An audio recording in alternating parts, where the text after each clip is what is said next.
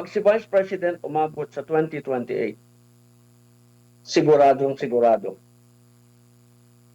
Ay nako, yung gagawin nila ngayon dito sa trial na to sa plunder, okay ako dito eh.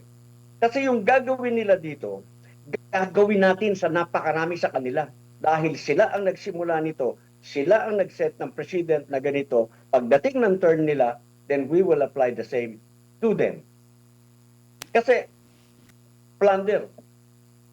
Eh di sige, gusto niyo ng ganyang usapan, ganyang klaseng pagmaniobra ng plunder, eh di sige, mag-set kayo ng president. And then we will do the same when your turn comes. Mas marami kayo. Opo. Kaya okay ako dyan. Because si Senator Marcoleta hindi yan papasok sa plunder. Maniwala ka sa akin. Naisampa na po ang kaso. Otomatiko ba ito once na galing po sa ombudsman at maihahain na sa Sandigan Bayan ay agad na maglalabas na anytime soon ng warrant of arrest, or pwede pa ito maharang o ma-question ng kampo ni Marcoleta? Maglalabas na po ng warrant of arrest ang korte at magkatapos po merong gagawin yung kanyang abogado para siya ay mabigyan ng ito po kasing kahit na non-bailable itong plunder, pwede pa rin naman pong subukan ng kanyang abogado na siya ay hinga ng bail dahil yung pong bail is a matter of right eh. So at yan po ay nadi-deny lamang when pagka in the case of a capital offense at saka the evidence of guilt is strong. Dito po sa usapang when the evidence of guilt is strong, doon po sila kakatig dito sa paghingi ng bail sa kasong ito. Kahit po sinasabi sa batas na it is non-bailable, pero sabi ko nga po, bail is a matter of right and lalo na po kung mahina ang ebidensya. At sa tingin ko po, dito sa kasong ito kay Senator Marcoleta, mahina ang ebidensya nila. Mahina ang kaso. Opo. Pagpalagay po natin, sir, sakali man po na umusad talaga at maglabas po ng warrant of arrest, mga ilang buwan o aabot ba nito ng taon bago po ang pagresolba? Kasi alam natin ang darating na po sa darating na po na Lunes ang pag-uumpisa ng impeachment trial. Marami talaga ang manghihinayang considering isa si Senador Marcoleta sa mga maraming bumibilib sa estilo ng kanyang pag-iimbestiga, pagtatanong, lalo na sa mga usaping legal attorney. Totoong na magiging kawalan yan sa ating lahat. Kasi yung diskusyon sa impeachment trial, part ng natin yan nagiging part ng ating jurisprudence, nagiging part ng ating kaalaman na dapat sana ay maging benepisyo ng mga darating na Pilipino na itong bagay na ito ay makapagpayaman sa ating pag-iisip, sa ating mga galaw. Kaya lang po, maaari nga na dahil sa kanilang pangamba, si Senator Marcoleta magaling na abogado at magaling mga tuwiran, gusto nilang kumbaga busalan na agad ang kanyang bibig. Maaari pong magtagal, maaari pong hindi magtagal dahil ito naman po ay kailangan bigyan ng prioridad ng ating hukuman dahil si Senator Marcoleta ay hindi po isang ordinaryong taong akusado. Siya po ay isang senador at sa ngayon po ay may mahalagang katungkulang ginagampanan ng Senado. Ito po ay first impression, ngayon lamang po ito nangyari at maaaring ma-enrich ang ating jurisprudence dito sa pangyayaring ito. Maaari pong bilisan nila ang kanilang pagdinig at sila ay magdesisyon agad whether or not to grant him temporary liberty even during the hearing of the impeachment trial lamang. Opo, marami sa ating mga mapanuring mga kababayan talagang iginigiit na merong selective justice lalo na sa mga pangyayaring ito, pero tinatanggi ito ng gobyerno. Pero ang napansin nila, yung bakit nila nabanggit na merong selective justice? Kasi yung sinasabing hinog na noong paglipat ng ibang partido o ibang faction, biglang naging hilaw yung kaso, no? Pero itong hindi hinog, kumbaga hinog sa pilit kasi kinalboro, yun ang talagang umusad po. Ito po sa issue po ni Senador Marcoleta kumpara doon kay Senador Joel Villanueva na naalala ko noon ay talagang ipinagmalaki pa ng ombudsman within 2 weeks. Pero last May pa yun na nabanggit. Pero ngayon biglang galing sa pagkahinog, parang nawala ang pagkahinog, attorney. Kumbaga sa bomba nagmintis. Ganito yun eh. Maliwanag na maliwanag yung selective justice. Hindi maikakaila yun dahil kung ikukumpara mo, ako ihahambing ko yung kaso ni Senator Marcoleta sa kaso ni Senator Jude Escudero. Yung kay Senator Jude Escudero Cheese. at yung sa kanya parehas eh. Merong campaign donation. Cheese Escudero Yung po. nag-donate kay Senator Jude Escudero, Attorney, kontratista. sino pong Jude? Ang tawag ko kasi kay Cheese, Jude eh. Kasi Jude ayaw na. daw niya ng Judas. Eh di sabi ko, hey Jude. Hey, Jude. Okay po, tuloy po. Tuloy, attorney. So, itong kay Senator Escudero, ang nag-donate sa kanya ng campaign fund ay kontratista. Okay. Itong nag-donate, assuming this is true, assuming ha, hindi ko ina-assume na it is true. I am not assuming na meron talagang 30 million na ibinigay si ex-Congressman Mike Defensor. Ay ina-assume lang natin na nagbigay nga siya ng 30 million.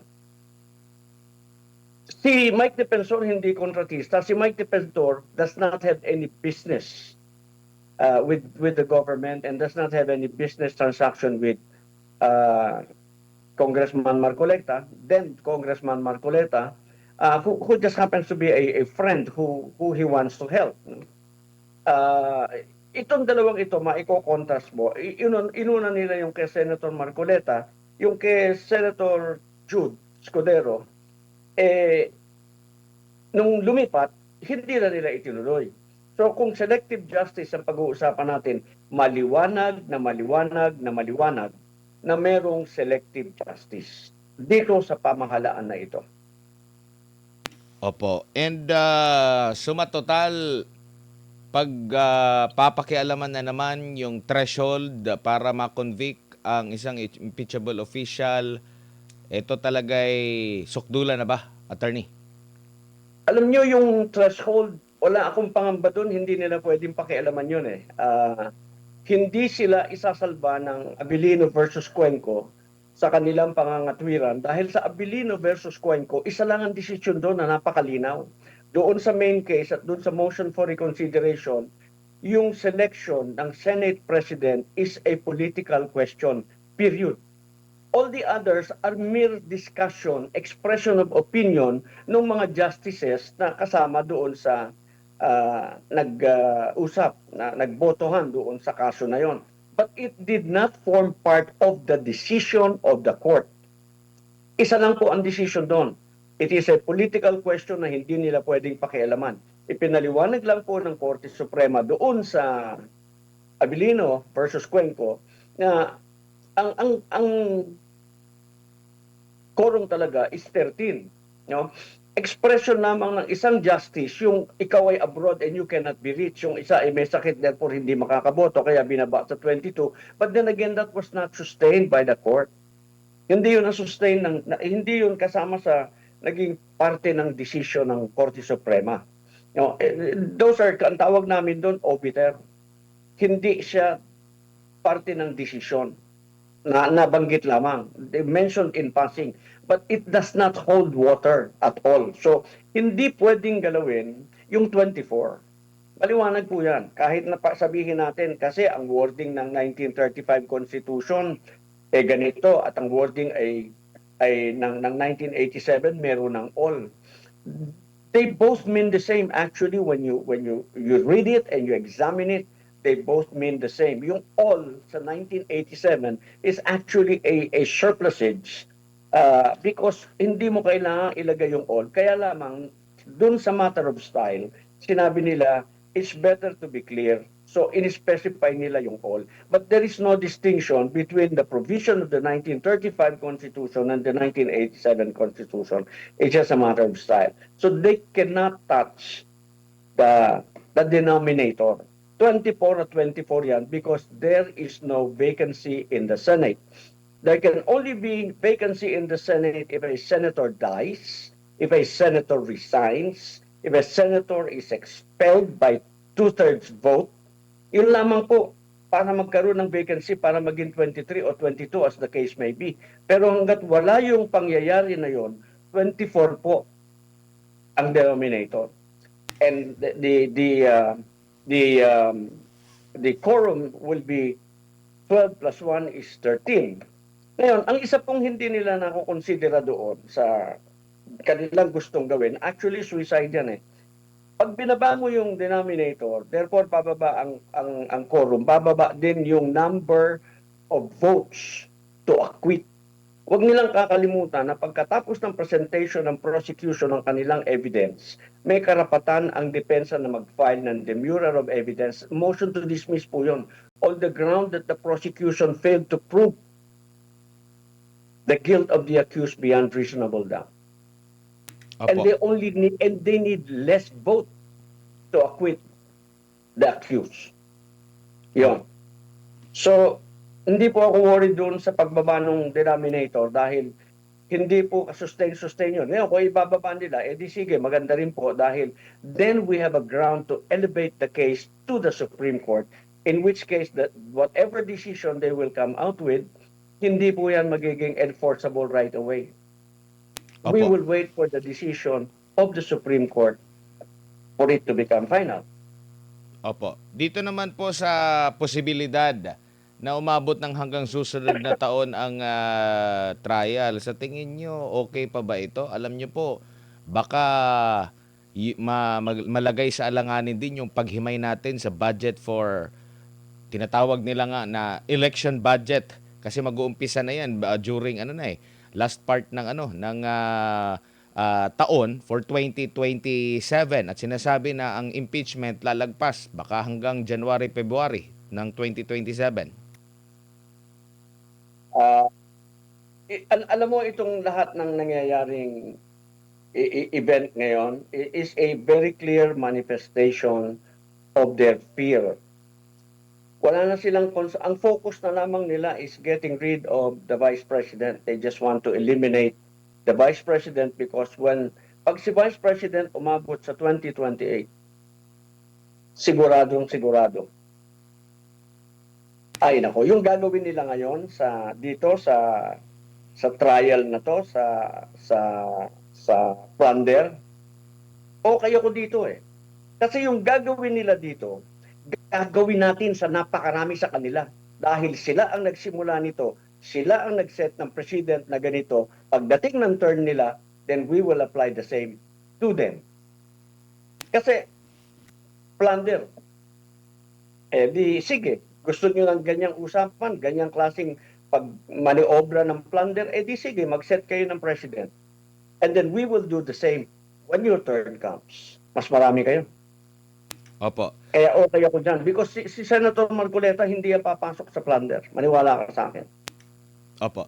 Dito naman po sa huling topic lang po, Attorney, dahil doon sa 18 sa tinaguriang Brave 18, 8 po doon, 8 sa mga salaysay, ay ginamit ng ombudsman laban dito kay Speaker Romualdez. So ibig sabihin, nakikita nilang credible talaga. Bakit kaya hindi rin umaakma yung Senado ngayon para muling imbestigan once and for all at imbitahan yung mga sinasabing may nalalaman, lalo na yung may dagdag pa, yung Valiant, may Fearless 14, Valiant 7 pa, na mga dating sundalo po na naging kawani ni Congressman Zaldico.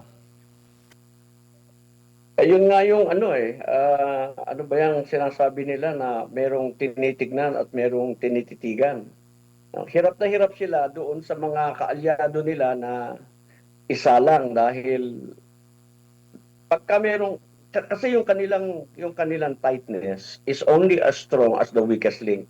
May isa lamang bumigay dyan, kaya ayaw nilang pabalikin si Saldi because Saldi was and is that link already. na pwedeng maglabas ng lahat ng nalalaman niya. And actually, kung talagang naghahanap ka ng state witness, si Saldi lang ang pwede. Pwede rin si Speaker Romualdez, pero patunayan niya muna that he is not the most guilty para siya ay magamit na state witness. So, yun ang problema ng present administration ngayon. Sabi mo nga kanina, selective justice. Talagang namimili lamang sila ng kanilang pupuntiryahin. Kasi kung hindi sila namimili, marami na dapat nakasala ngayon. Yung mga pinapangalanan ng mga whistleblower, dapat yun ang mga tinatawag. Opo. Siguro, panghuli na lang, General, mensahe na lang po sa ating mga kababayan. Alam mo, gusto kong pag-usapan natin yung plunder ni Senator Marcoleta eh. Sige po, Para lamang ano pang maidadagdag niyo po doon na attorney? Marami. Ganito yon. Una muna, pag-usapan natin for proper perspective yung definition ng plunder. No? Yung plunder kasi is any public officer who by himself or in connivance with members of his family, relatives, affinity by consanguinity, relatives by affinity or consanguinity, business associates, subordinates, etc., amasses, accumulates, or acquires ill-gotten wealth. Okay? Through a combination or series of overt or criminal acts as defined in Section 1D nung batas. Yung Section 1D napakadami, no? So para sinabi mong ikaw para makakumit ka ng plunder, kailangan meron kang series, inulit-ulit na pangyayari o kaya a combination of meron mga six instances dito that the acquisition of the ill-gotten wealth was through misappropriation, conversion, misuse, malversation of public funds, or raise of public treasury by receiving directly or indirectly any commission, gift.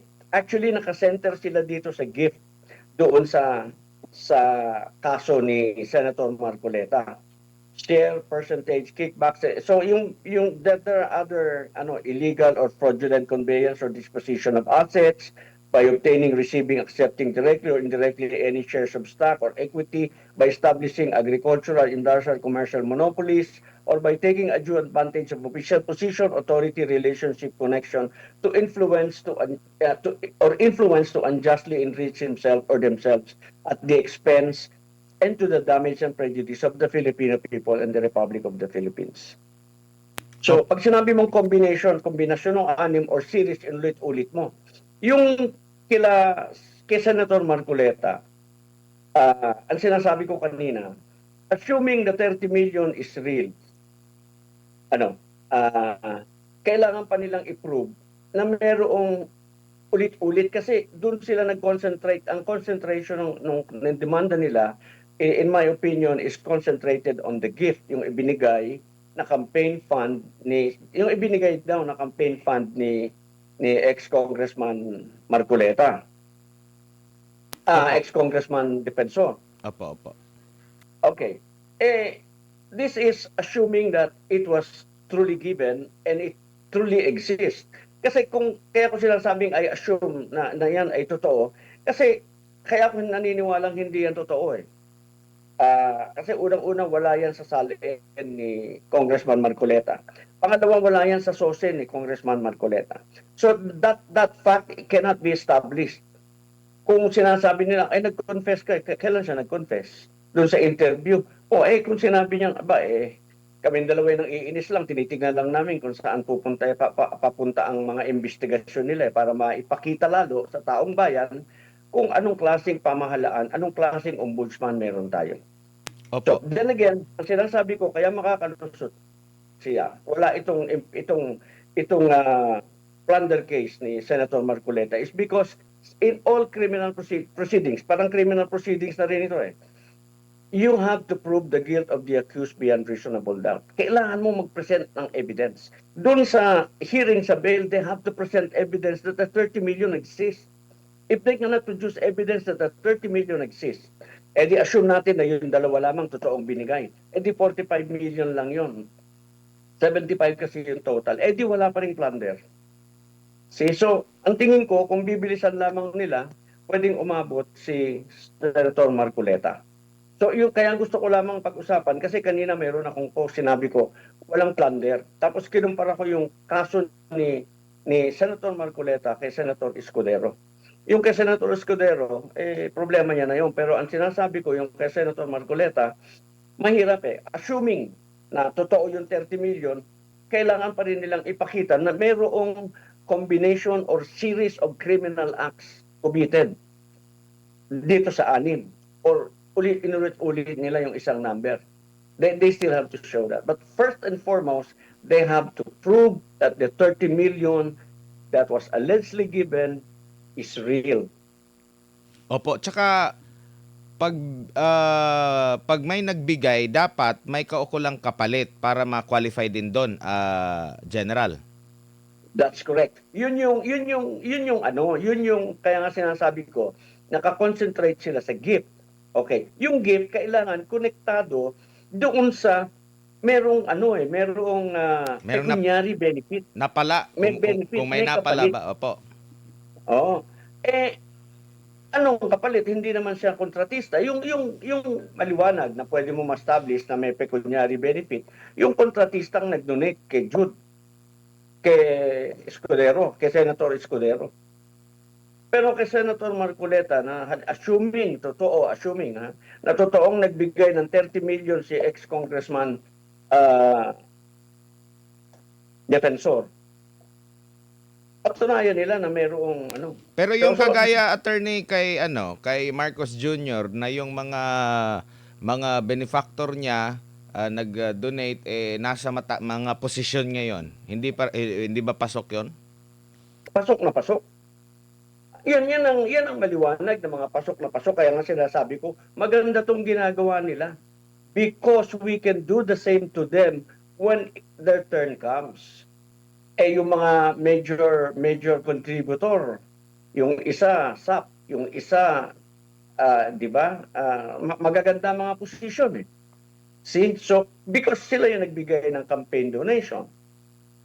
Bakit sila pwedeng tumanggap, hindi sila kinakasuhan? Bakit hindi pinapile ng impeachment on that ground?